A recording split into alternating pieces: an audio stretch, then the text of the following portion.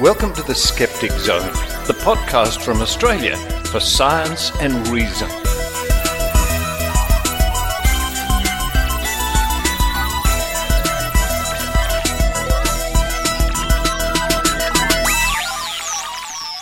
Yes, it's the Skeptic Zone podcast, episode number 573 for the 6th of October 2019.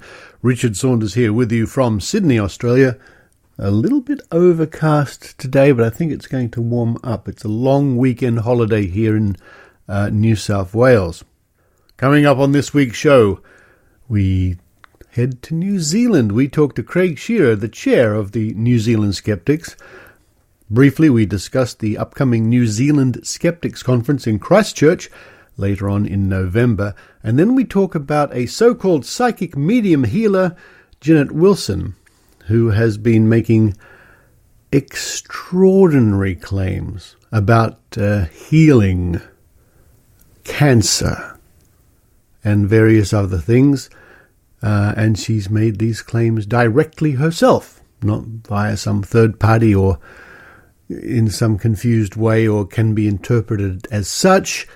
Direct claims. We're going to talk about the action New Zealand skeptics are taking to try and stop this sort of nonsense going on.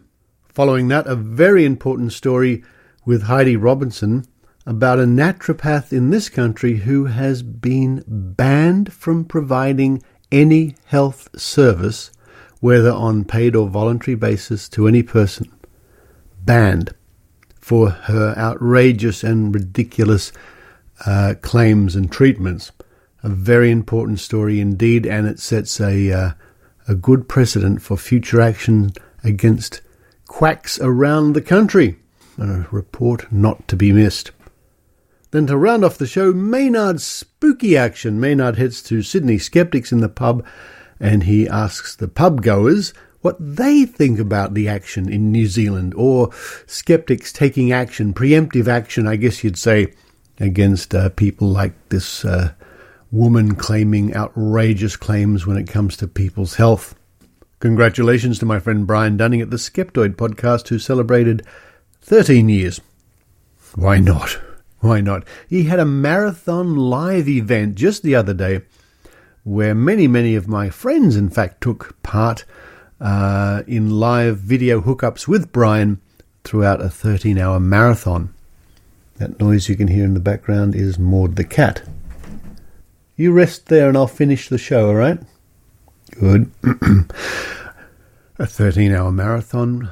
Many guests from all around the world, live video hookups, a few technical hitches here and there, which you would expect. I'll link to that in the show notes and to the time code where you can see yours truly appearing. And it occurred to me that it's amazing that these days just individuals in their own homes can arrange to be part of a worldwide video hookup. It's extraordinary. Congratulations, Brian Dunning. Stay tuned at the end of the episode for more announcements from me. But now it's time for me to run downstairs, being careful not to trip over these cats. Where's your sister? Oh, now she's noticed there are birds flying outside the window. I know where you want to be. While I run downstairs, have a coffee and maybe a little bit of honey on toast. Honey on toast. How long has it been since you've enjoyed simple honey on toast? While I do that, I hope you enjoy the Skeptic Zone.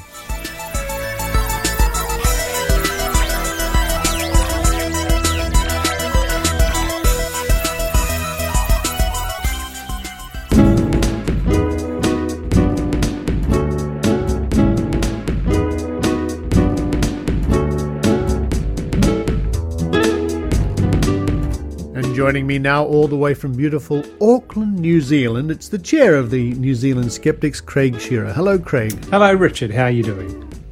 I'm doing really well. I've come back to Sydney, Australia for a while to keep doing the Skeptic Zone in this part of the world, because my listeners know I am spending a bit of time in the United States. Where I wish I was right now, of course, was in New Zealand to get ready for your upcoming conference. Before we jump into other matters, how's that shaping up? It's going to be absolutely fantastic. So the conference is on the last weekend of November, so 29th of November through to the 1st of December. It's being held in Christchurch. We've got a fantastic venue for it. It's the Great Hall, which is used to be part of the University of Canterbury, and it's actually where Ernest Rutherford had his laboratory. So it's a really amazing venue, and when you sort of actually see the hall itself, it has sort of connotations of the Great Hall for the Harry Potter banquet scene. So we're really looking forward to that. It's going to be fantastic. And we start on Friday night. We're having a sort of a social event at a place called Riccarton House, which is supposed to be haunted. So that's going to be very interesting. And of course, as you've got in Australia, we've got the Skeptics Guide to the Universe coming over. Yeah. So all of those people are going to be joining us. We're very excited about that.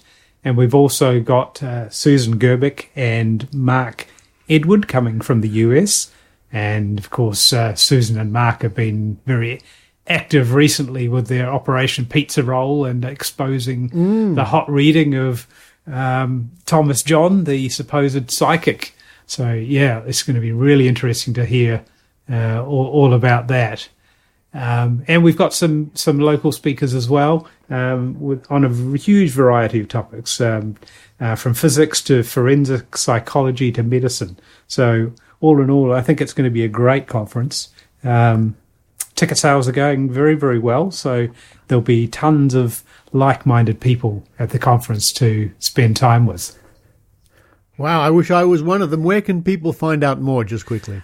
So the conference website is conference.skeptics.nz. And the Skeptics Guide to the Universe are also doing a private show before the conference begins on the Friday afternoon. And you can find details of that on the conference website as well. Wow. All your Christmases are coming at once there in New Zealand for the conference. Now, here's an interesting tie-in. In fact, it was during a New Zealand Skeptics conference in Christchurch in 2004 where the name Jeanette Wilson, where I first came across the name Jeanette Wilson, she was doing the rounds at the time, and I've actually got a videotape. There is dating us, isn't it? A videotape.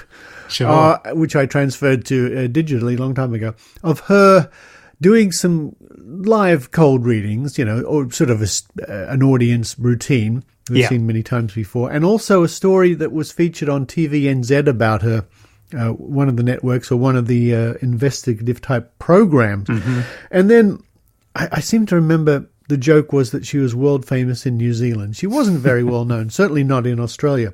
And then I didn't hear anything about her until relatively recently, where it's been quite the scene in New Zealand, and New Zealand skeptics are really making a big fuss about her at the moment. Tell me what's changed. Yeah, so last year, well, it might have been earlier this year actually, we became aware of her doing a show called Psychic Surgery. And that sort of piqued our interest. So we sent one of our committee members along to it just to see what was going on. And what she claims to do is be able to heal people. She claims that she's got a team of spirit surgeons that she's talking to, and they're guiding her and able to work on people to heal or cure whatever ails them. These are generally things like sore backs and arthritis and so on. So things that are sort of fairly non-specific and difficult to tell if somebody's actually had an effect, and very susceptible to placebo effects, of course. Anyway, so one of our committee members went along, and he was actually quite horrified by what he saw. It seems that her shows very much attract vulnerable people. And he witnessed a guy get up on stage who was very close to sort of having a breakdown, and she did her work on him. So we got quite concerned about that. And at the time, she was also advertising that she would be doing shows in the UK as well, because she's actually from the UK. Yeah. She has a very interesting history. She used to be a bank manager, and now she's turned into a psychic, which is kind of an interesting career progression. I don't think it is very interesting. I don't think many people can claim that. But No. You know what? I'm going to play a short clip now because her own claims, I think, in the end, are going to damn her. Yeah.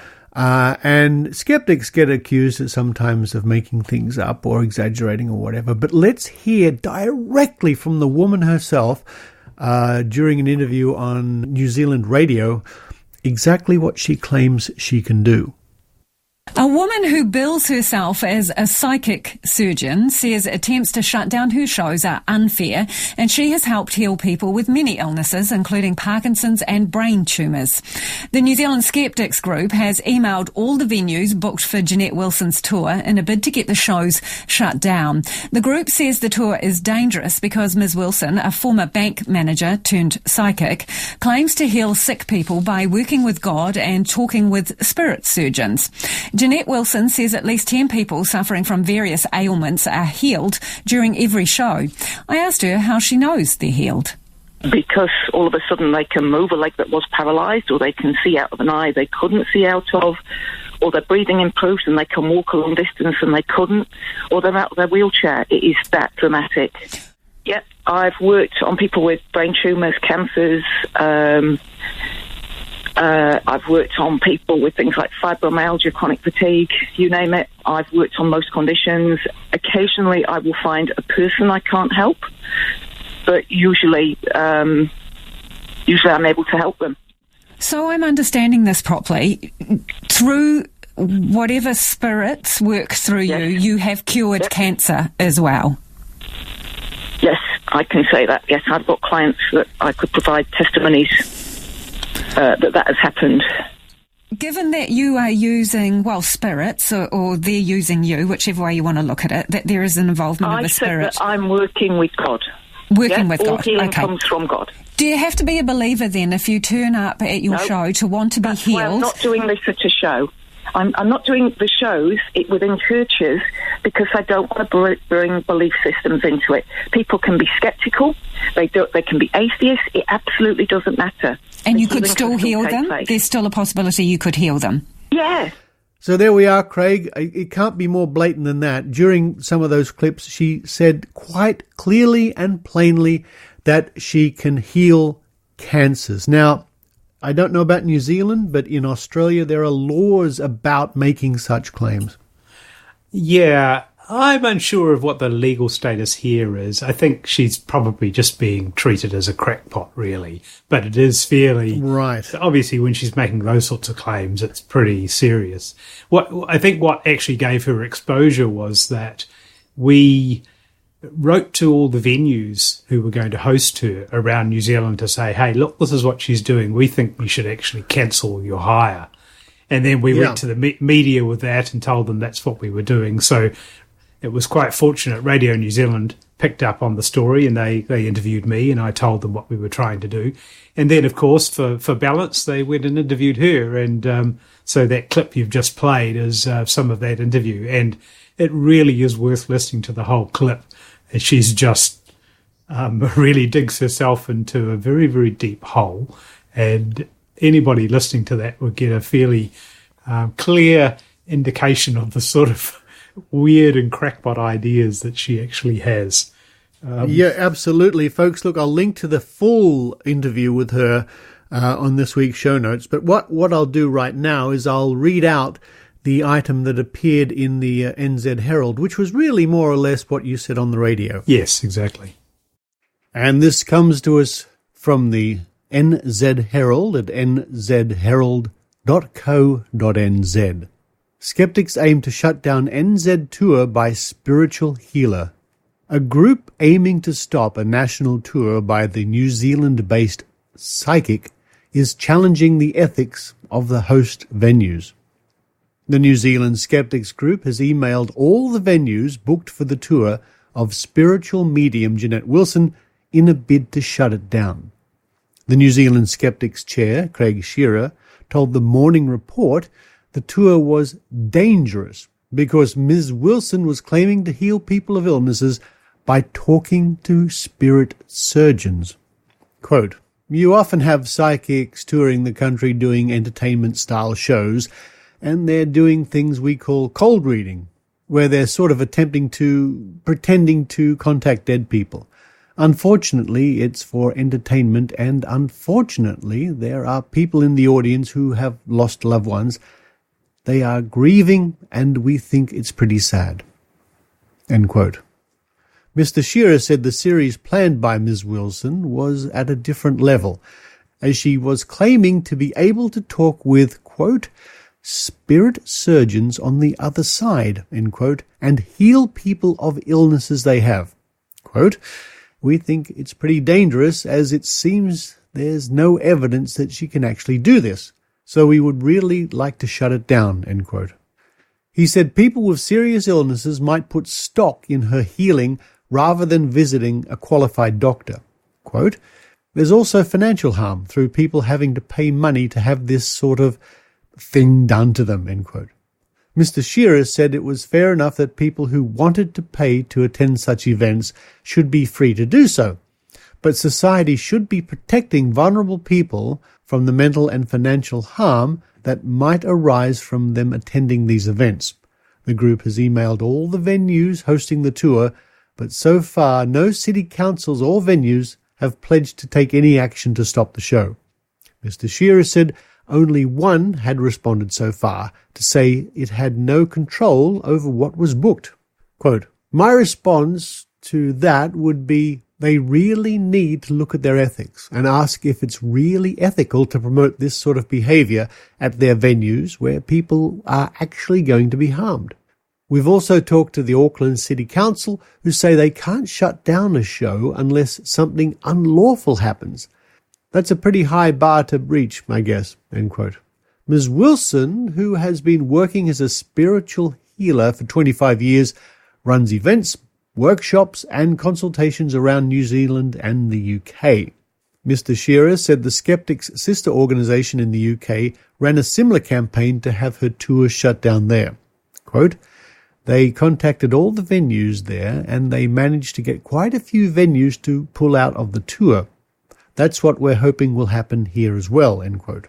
Ms. Wilson is about to embark on a nationwide tour of New Zealand conducting psychic surgeries and workshops. Tickets range from $40 for a 2-hour show where a team of spirit world doctors and surgeons claim to remove pain and restriction, quote, "often within just minutes," end quote, to $350 for a weekend workshop in Invercargill, which aims to train others to become healers. And that comes to us from the New Zealand Herald, nzherald.co.nz, and that report was taken from Radio New Zealand. So there we are, Craig. That was more or less what you said on radio. Yeah, so when we knew that she was going to the UK, we contacted Michael Marshall of the Good Thinking Society over there, and he took up the cause in the UK. He wrote to the venues in the UK, and he actually managed to get quite a few of them cancelled, which was really good work. So we thought we would try and replicate that here in New Zealand and see if we can get some of the venues to cancel her tour. Well, unfortunately, it seems that the profit motive is stronger than the ethical motive. So that I don't think we're going to have much success with that. But I think really our main aim was to actually get some publicity out of this and just expose her. So we had another one of the skeptics went along to her show here in Auckland this week. And one thing she says at her shows is that skeptics don't come to her shows. And if they did, they would see how fantastic she was. Well, we had one of our skeptics turn up, and he basically reported that there was a woman there who was pretty emotional and had a lot of sort of emotional baggage, and it was quite embarrassing to see her on stage. And he was a skeptic in the audience. He didn't identify himself as such, but really you'd think that he wouldn't have to, because the spirit surgeons would tell Jeanette that Well, there was a skeptic in the audience. You would think, and she does something that I've seen other people do before in this sort of line, in other psychics and whatnot, and they'll say that it's not them doing anything. It's they're sort of just merely the conduit. It's really God that does all the healing, or their spirit surgeons, or somebody else. Oh, and she's definitely saying that this is all through God. So it's really passing the buck, and she's, absolving herself of any responsibility. Well, listen, it doesn't work like that. No. You're the one making the claims. People are going along to see your show. You can't then turn around and say, don't blame me. It's God that's doing it. Oh, it's God. We can't touch you. Yeah. It's an old trick. And if you're listening, Jeanette Wilson, it won't wash. It's an old trick, and we've seen it all before. Yeah. Yeah, so she's a real anti-science person. She's got the whole constellation of woo. She's anti-vax. She's a climate change denier. She's anti-5G. You name it, she's anti it. Anti-fluoride, I saw as well. Oh, and indeed. She also, she's absolutely gone down the rabbit hole of conspiracy theories, because now she's equating the New Zealand Skeptics with Big Pharma or who's paying you, and I noticed she even went on to your Facebook page to put a big rant, and that really does tell us something about her mental state, I think. Yeah, I think so. She's certainly making a lot of money out of it. Her shows are only $40, so she's not making a lot of money out of her shows. But what she does do is she tries to sell this thing called a purple rice powder. Ooh. And it's apparently micronized purple rice. Ooh. And if she gets you signed up for that, you're paying $100 a month for this powder that you're meant to take every day. And we had an investigative journalist here in New Zealand who did an article on her, and apparently she's making $20,000 a month out of the sales of that purple rice. So yes, nice money if you can get it. We're certainly in the wrong business. Now, people can find out more about your activities and your investigations and your work when it comes to things like Jeanette Wilson and other people when they come to the conference. Again, folks, I'll link to that in the show notes. But people in New Zealand, of course, can take part in the New Zealand Skeptics regardless. Yeah, indeed. And you can find out more information on our website at skeptics.nz, or we do have a New Zealand Skeptics Facebook page if you want to check us out there. I suggest people in New Zealand, that's the first thing you should do. And again, I'm very jealous of all those people lucky enough to get down to your conference in Christchurch. Well, Craig, all the best. Please keep us up to date if there's any more activity or news coming out of that story. But for now, Craig Shearer in beautiful Auckland, thank you very much. Thanks, Richard.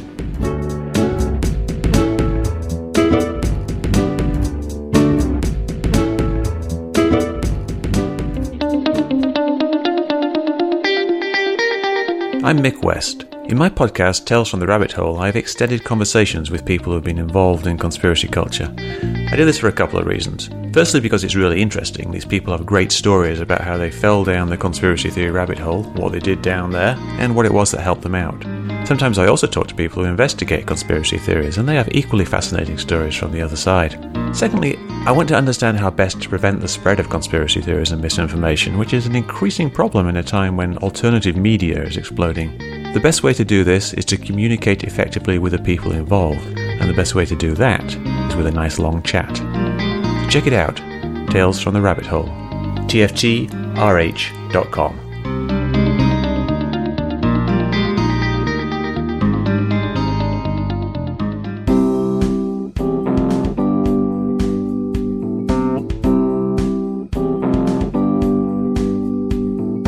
It's the Raw Skeptic Report with Heidi Robertson.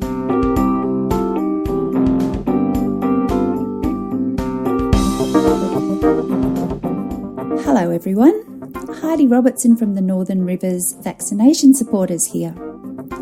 This week, the Healthcare Complaints Commission, or the HCCC, in Australia published its statement of decision in the case of a Mrs. Barbara O'Neill, who they investigated and subsequently determined to be a risk to the health or safety of members of the public.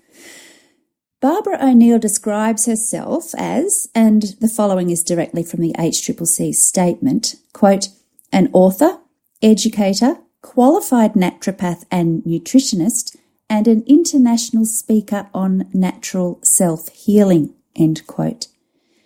Mrs. O'Neill is married to Michael O'Neill, together running the Misty Mountains Health Retreat. Michael O'Neill is a former candidate for Australia's political party, the Involuntary Medication Objectors Party, which largely focuses on anti-vaccination and anti-fluoride platforms.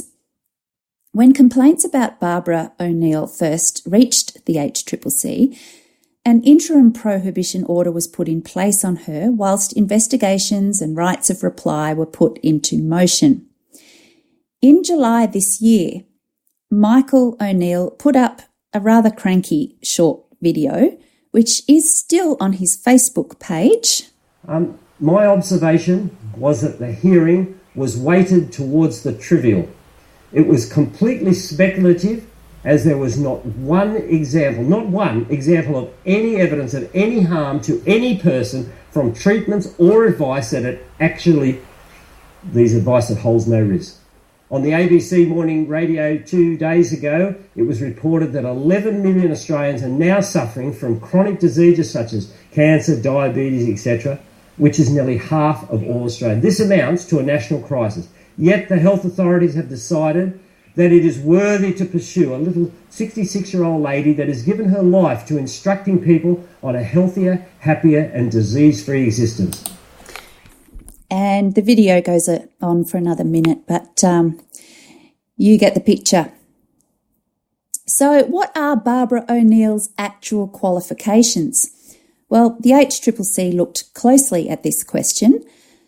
After all, this is a determining factor in how valid the information is that she has been disseminating over the years via her seminars, retreats, which cost thousands of dollars, and multiple YouTube videos. From the HCCC investigations report, starting at part 3.4, quote, education. In her resume, Mrs. O'Neill states that she was a psychiatric nurse at the North Ryde Psychiatric Hospital between 1974 and 1976. At the interview, Mrs. O'Neill confirmed that she was a trainee nurse during this period and did not sit her final exams at the end of the 3 years to obtain a badge of registration by state registering authorities. Mrs. O'Neill did not return to nursing at any stage after 1976. The next qualification listed in Mrs. O'Neill's resume is a diploma in naturopathy obtained from the Thomsonian Institute Australia in 1990. At the interview, Mrs. O'Neill clarified that the Thomsonian Institute was run by Mr. Fred Steed at Coffs Harbour, who is no longer alive, and therefore the institute is not operating in Coffs Harbour anymore. Mrs. O'Neill explained that she did not undertake any coursework and the diploma had been awarded to her under the grandfather clause because of her work helping young mothers in the region. Internet searches by the Commission have not found any information about the institute. However, searchers have confirmed that Mr. Fred Steed was a herbalist in Coffs Harbour who died in 2007. And it goes on. The last qualification in Mrs. O'Neill's resume is a diploma in nutrition and dietetics from the International Christian and Natural Therapist Inc., or I Can't Inc. At the interview, Mrs. O'Neill confirmed this qualification took her 3 to 4 years to attain and involved a correspondence course and 2 weeks of face-to-face lecturing every year. Mrs. O'Neill has provided the Commission with her certificate of diploma and miscellaneous coursework material in relation to this qualification. According to Mrs. O'Neill, I Can't Inc. was a recognised training organisation. However, it, quote, shut down approximately 3 years ago. Mrs. O'Neill claims her qualification was at, quote, Bachelor of Science level. Internet searches by the Commission have not found any information about the organisation apart from an old Facebook page which contains no details. End quote. Okay, so now that we have established the qualifications of Mrs. O'Neill, I'll read out the Australian Skeptics summation of the HCCC's decision, put out by Tim Medham on the 2nd of October 2019. And listeners may recognise the complainants' names mentioned. Quote, Naturopath O'Neill banned for life by Tim Medham. The New South Wales Healthcare Complaints Commission has given a life ban to naturopath Barbara O'Neill. The order permanently prohibits O'Neill from, quote, providing any health service, whether on a paid or voluntary basis, to any person, end quote. The term health service includes health education services, which were a feature of the Northern New South Wales Misty Mountain Health Retreat founded by O'Neill and her husband, Michael, in 2001. Breaking the terms of the prohibition order could incur a 6-month prison sentence. A statement of decision issued on September the 24th, but only published today, says that, quote, the New South Wales Healthcare Complaints Commission conducted an investigation into the professional conduct of Mrs. Barbara O'Neill, an unregistered practitioner who provides services as a naturopath, nutritionist, and health educator. The complaints under investigation alleged that Mrs. O'Neill makes dubious and dangerous health claims regarding infant nutrition, causes and treatment of cancer, antibiotics, and vaccinations that are not evidence-based or supported by mainstream medicine. The prohibition order follows several complaints made last year, which led the HCCC to impose an interim ban in December 2018. The complaints covered various aspects of O'Neill's operations and claims, with the complainants including accredited practicing dietitian Mandy Lee Noble, the Northern Rivers Vaccination Supporters Group, and Stop the AVN co-founder Ken McLeod. Of particular concern to the Commission was that, quote, Mrs. O'Neill cannot recognise and provide health advice within the limits of her training and experience. Mrs. O'Neill considers herself qualified to provide health advice in highly complex and specialised areas such as cancer treatment, use of antibiotics for strep B, and immunisation in circumstances where it is clear her knowledge is limited. The Commission's investigation found that Mrs. O'Neill does not recognise that she is misleading vulnerable people, including mothers and cancer sufferers, by providing very selective information. The misinformation has huge potential to have a detrimental effect on the health of individuals, as Mrs. O'Neill discourages mainstream treatment for cancer, antibiotics, and vaccinations. End quote. While O'Neill says she is a retired naturopath and nutritionist, her website indicates she works at the retreat and will help to guide clients through detox programs designed to, quote, help you recover from heart disease, chronic fatigue, hormonal imbalance, diabetes, candida/fungus, drug addictions, cancer treatments, heartburn, and obesity/weight loss. She is an active anti-vaccination campaigner and speaker, and has recommended a range of alternative treatments and advice. These include telling pregnant mothers to refuse antibiotic treatment for strep B infection and using raw goat's milk for infants as a substitute for breast milk. This latter treatment was singled out in the interim prohibition order. The initial order elicited a campaign by O'Neill and her supporters, including a GoFundMe crowdfunding appeal to raise $20,000 for legal defence. From its launch in January, that campaign has fallen short of the anticipated amount, having raised $12,205 as of October the 1st, 2019. Mandy Lee Noble said that, quote, "The HCCC outcome is great and I thank everyone involved, but prohibition orders are not much help once the harm is done.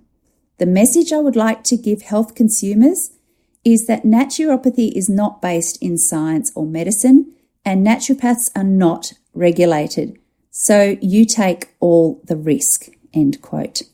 Ken McLeod added that, quote, "It is reassuring that the HCCC relied on the science and were not dissuaded by petitions from O'Neill's misguided acolytes," end quote. Misty Mountains is claimed to be run as a not-for-profit and is registered as a health promotion charity with deductible gift recipient status from the Australian Taxation Office. A complaint was also made to the Australian Charities and Non-Profits Commission, which regulates charities. To date, however, there has been no response from the ACNC. Ken McLeod says he wonders what the ACNC's response will now be in light of O'Neill's permanent prohibition order. End quote. This is a great outcome for the public.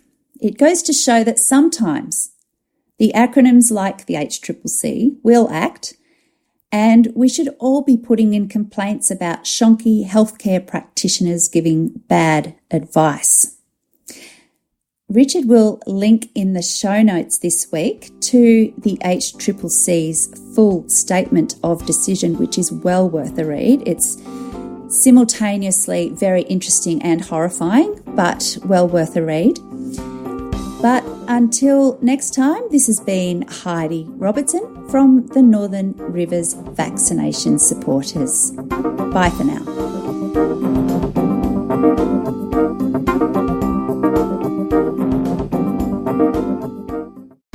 Are you looking for a science-based medical podcast to answer all your questions about health? Check out The Body of Evidence. Whether you're curious about the potential benefits of omega-3s or the potential risks of vaping, we take a look at the body of evidence to separate the noise, the hype, the lies from actual scientific rigor. We do it with comedy skits. The only logical thing to do is for me to take off all my clothes and run into the street. No, remember the first rule of podcasting. Always keep your pants on. With jingles. Some are thrilled, some are not. You'll lose that hair if you stop prohibition. And by, discussing what the evidence has to say on the topic at hand. Orlistat is a pill, but yeah, it has the side effects of bloating, gas, and greasy stool, which makes it very unpleasant. The Body of Evidence. Find it at bodyofevidence.ca or on your favorite podcast app. The Body of Evidence. Medicine that tastes funny and science made easy.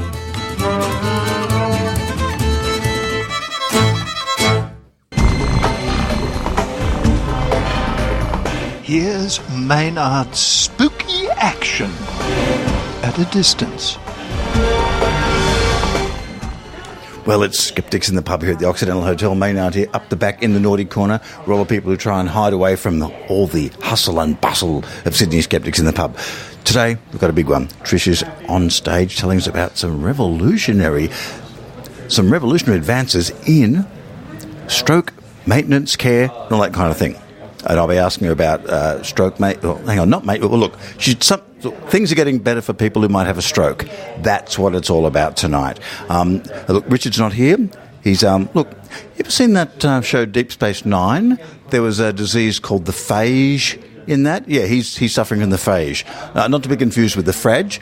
That was Fragile Frenny Free. That was a drag performer from Dulwich Shul. Great show. But no, Richard has the phage, so he won't be here tonight.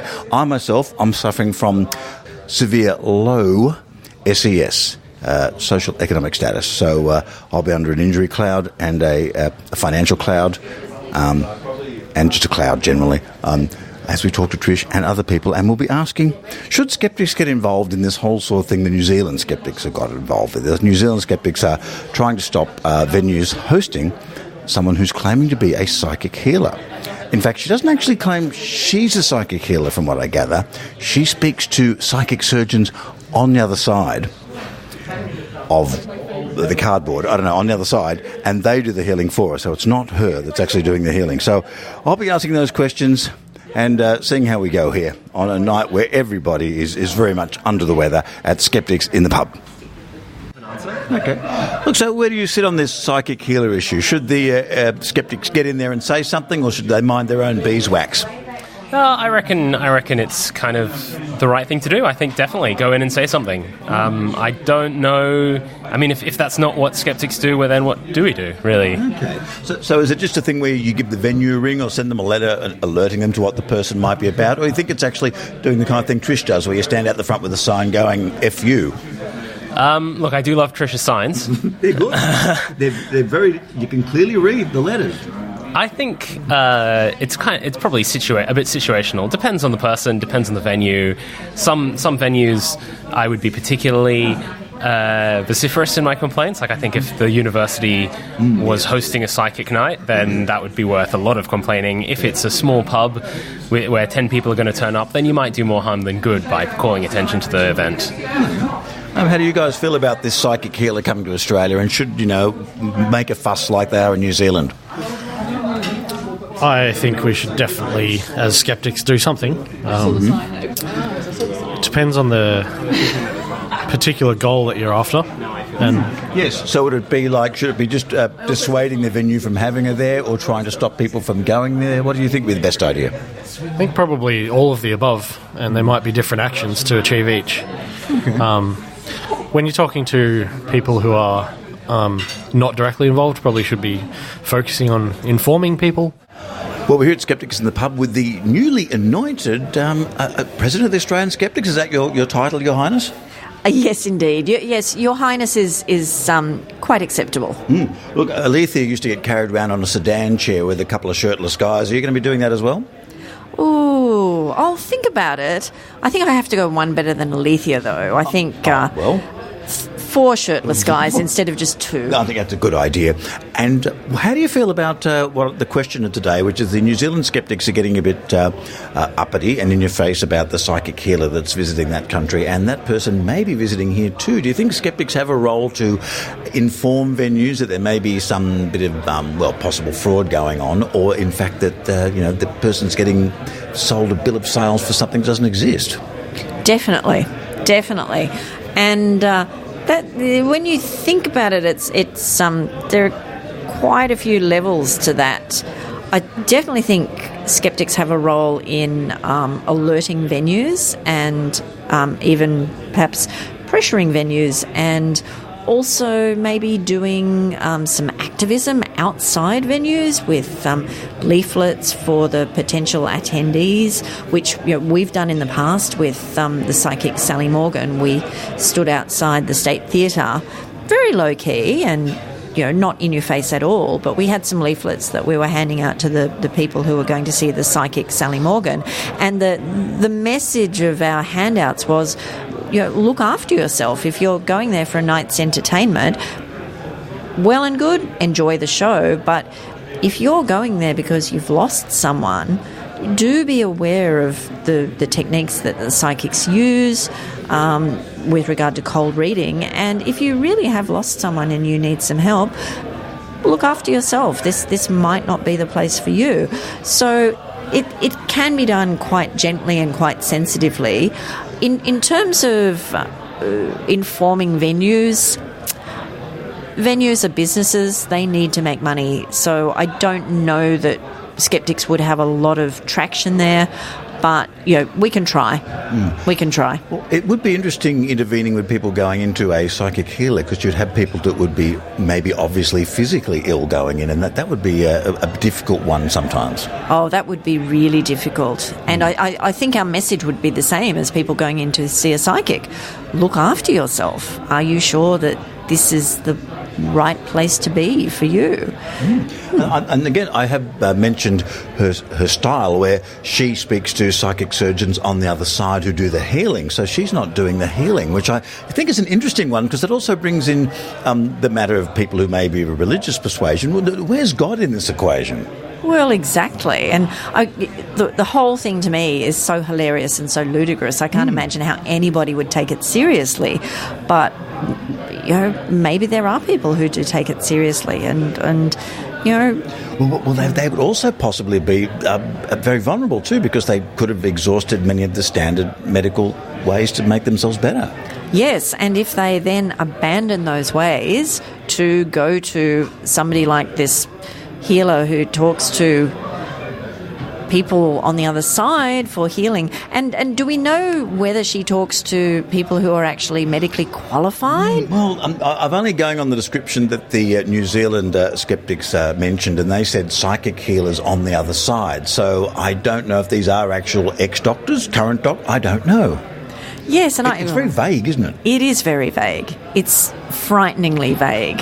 It's actually a really, really scary thing, particularly if people, again, abandon recommended treatment or evidence-based treatment for this alternative. Just show me the evidence. Oh, okay, right. Now, look, we have been asking about the question here. So, what would you be saying to the psychic healer that's coming out? Can you state any particular success that you have had that is undeniably true? Well, you start with the tough ones, don't you? Of course. That's the way it's meant to be. Well, I think that's a very succinct and good answer to the whole thing. How do you feel about the role of the skeptics in that sort of show? Well, I think it's a really difficult thing to say, because that person has a right to do what they do, regardless of what the majority of people might think about whether that's correct or not. So then it becomes a business question whether, from the venue's perspective, whether they should have them or not. Personally, I think that it's, I'd be quite supportive of the skeptics in suggesting that you should look twice before you take any step towards listening to this person. But they've got just as much right as anyone else to express their opinion. Look, I'm here with Tim Medham here. A man, as we spoke to him last time, he doesn't like the Human League after their first album. But how do you feel about Duran Duran? I liked him with the first album. After that... Again, Planet Earth, after that, forget it. Yes. But we're talking about psychic healers. The psychic healer that's currently going to go through New Zealand, the New Zealand Skeptics, informing venues and people about her psychic healing powers or maybe not having them. And do you think the Australian Skeptics, it should be something that we should get into, warning people of possible fraud and the fact that what she's doing? We always have. Psychic surgery and that sort of stuff, and psychic healing was some of the first things we actually dealt with way back when. This is a new wrinkle on this. You know how she does it? She doesn't do the psychic healing herself. Spirits. She contacts psychic surgeons on the other side who do it. So she's got, what's it called, plausible deniability? That's right. She speaks to dead doctors. Yeah. Right? Yeah. Who come and do it for her. I know. It's a novelty. Yeah. It's a bit of a gimmick. I think, especially when people start... Anyone who does this in the health area should be pulled up as much as possible. And I don't believe that, the ordinary psychic, everyday person who reads the crystal ball in a gypsy outfit is by and large pretty harmless.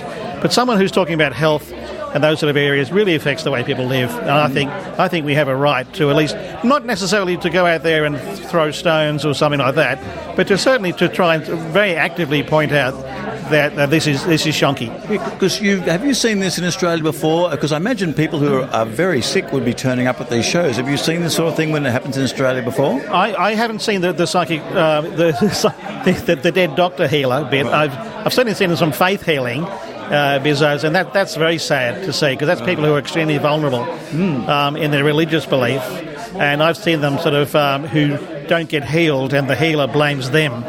Right, for not getting healed. You didn't have enough faith, in other words. Well, because that's the thing I was wondering, where you've got these psychic surgeons on the other side. I'm just wondering if, for anyone who is very much a Christian or any religion, they'd wonder where the role of God is in this, because surely God could do these kind of things through prayer, that you should be able to get through this psychic healer. I don't think it's a God. God plays a very big part in this, actually. Right. Yeah, I think it's as much the audience for psychics and speaking to the dead.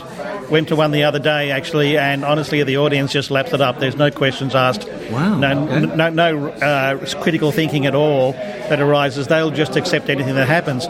With this, they believe in the imprimatur of the experts, and the experts happen to be dead. Wow. big deal. I'm not quite sure I understand, why do they have to be dead? Well, when I was saying psychic surgeons on the other side, I was only assuming the other side of the veil of life. I'm sure they aren't contacting anyone at the Royal RPH or something. I don't know. Yeah, you'd wonder. Because they've got enough work. They don't need stuff when they're on that. There's the poor doctor having a meal at a restaurant, and then suddenly, hang on, I've got this message, I have to cure someone's cancer. Yes. Yeah, telepathically. I know. Well, they are. They're sort of, why? It's a novelty. It's a gimmick. Only. It's supposed it's clever. It's something different, something new. It's not like, remember the dead composers?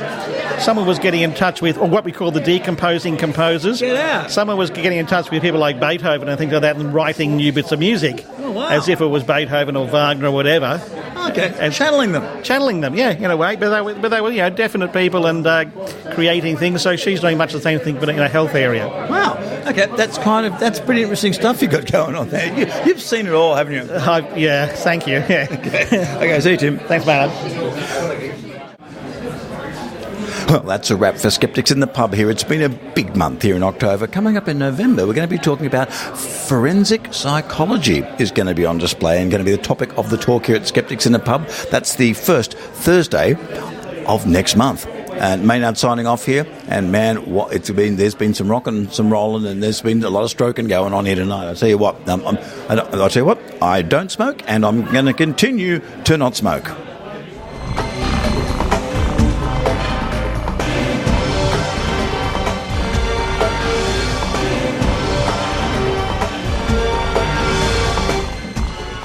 Hi, I'm Darren McKee, one of the hosts of The Reality Check. Each week, my co-host and I explore a range of controversies and curiosities using science and critical thinking. You can find us on iTunes, your favorite podcasting platform, and on Facebook by searching for The Reality Check, or by following us on Twitter at TRC_podcast. Until then, keep an open mind, but not so open your brain falls out.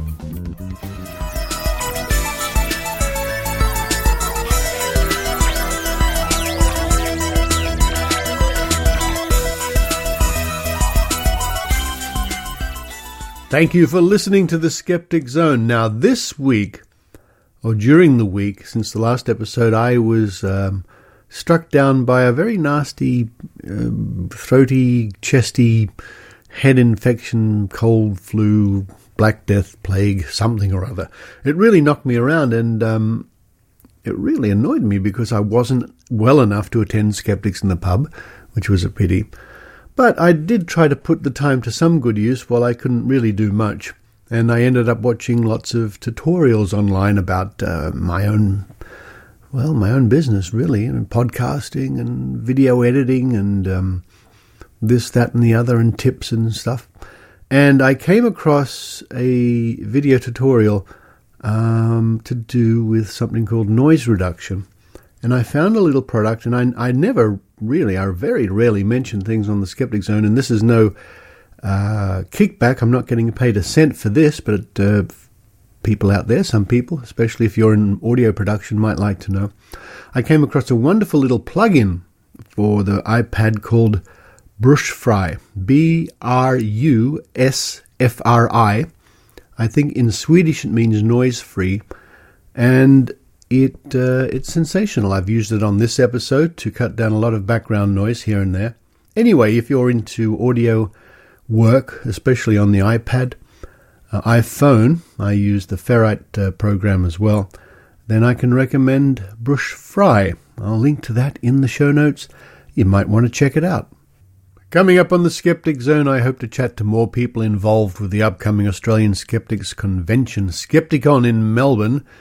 Links in this week's show notes, of course. That's shaping up to be a great convention indeed. Lots of international and local guests.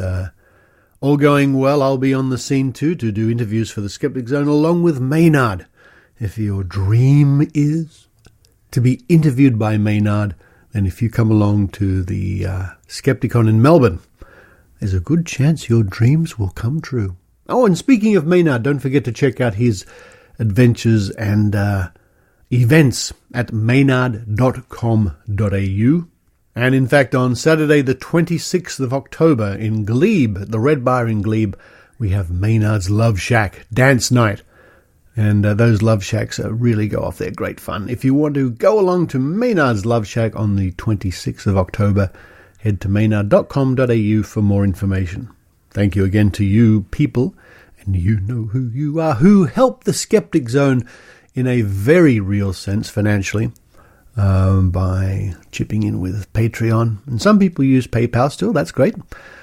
You can do that at skepticzone.tv, and it means the show keeps going. It means I can buy equipment and little bits and pieces like the noise reduction plugin I bought this week. It means I can get people to conventions like Maynard, for example.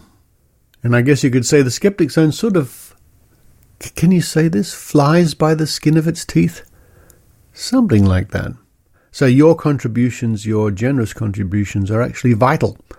Vital meaning without them, no show. So you people who do chip in, I thank you very much indeed. But for this week, this is Richard Saunders signing off from Sydney, Australia.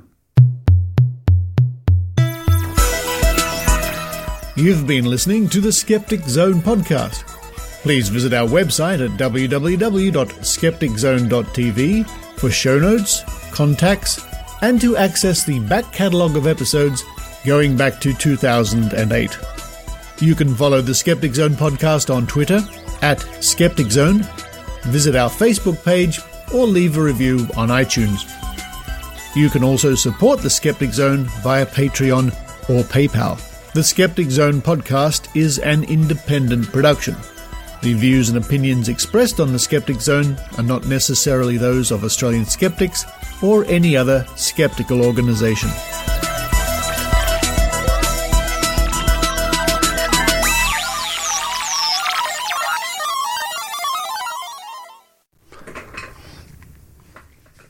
Hello to those people who listen after the music. The Afterthoughts will play the dice game in a minute, but it's Henrietta the cat's come in, and she loves to have, yes, her back scratched with a plastic novelty back scratcher and shoehorn in one. Here you are, come on. Yeah? You want to help me play the dice game? We can do that. Where is it? All right, I've got my six-sided die here. And the object of the game is for you at home, or in the car, or wherever you are, to predict, by whatever means you think you can, the outcome of me rolling this die. I'm going to roll it 3 times. It's the alien one from Roswell, New Mexico. Or no, it's from Albuquerque, in the spirit of Roswell, New Mexico. It has an alien on it and spaceships and... What are you doing? You want to help me? Here, look at this. Ready? Here we go. We're going to roll it for the first time. Use your predicting power. 1 out of 6 chance. Come here. You want it? Oh, cats. And the first number on the floor is 4. Number 4. Come here. You want to have a look at this die? Hello.